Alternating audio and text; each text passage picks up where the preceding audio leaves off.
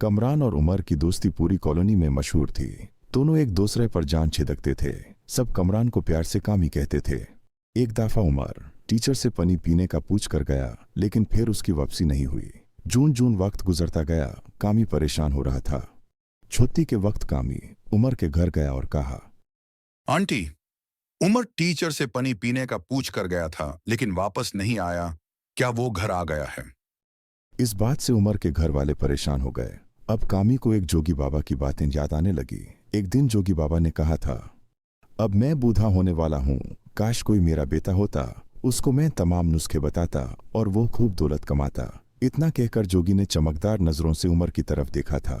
इस पर उमर ने जोगी से कहा था, आप समझें मैं आपका बेटा हूं, मुझे तमाम नुस्खे बताइए।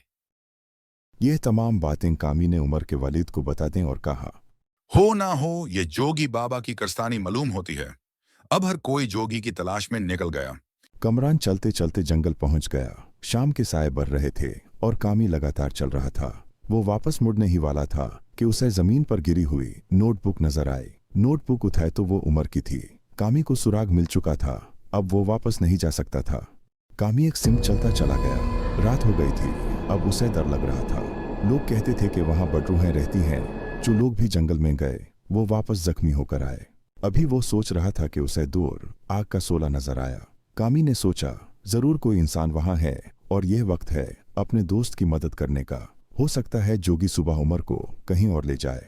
कामी आहिस्ता आहिस्ता बगैर आवाज पैदा किए बढ़ता रहा। वो अब आग के करीब आ गया है। वो रुक गया। उसने आग से परे नजर डाली तो उसे एक झोंपड़ी नजर आई। कामी जल्दी से दूसरे दरख्त के ताने की तरफ गया। वो आग के करीब हो गया और देखा आग पर कोई बर्तन रखा हुआ है जिसमें कुछ पक रहा है। वो बार बार झोंपड़ी को घूर रहा था। उसे यकीन था कि झोंपड़ी में कोई है। अचानक झोंपड़ी से कोई बाहर निकला। यह वही जोगी था जो स्कूल के बाहर बैठकर बच्चों को कहानियां सुनाया करता था। जोगी बर्तन पर झुका कुछ देखता रहा, फिर झोंपड़ी में चला गया। झोंपड़ी की पुष्ट पर एक दरख्त था। कामी आहिस्ता आहिस्ता उस दरख्त के पीछे छुप गया। अब उसे झोंपड़ी ही नहीं बल्कि अंदर का भी सब कुछ नजर आ रहा था। एक तरफ से पर्दा हटा हुआ था। उसने देखा कि उमर रस्सियों से बंधा हुआ है। उसका दिल चाह के भागकर उमर की रस्सियां खोल दे, मगर एहतियात लाजिम थी।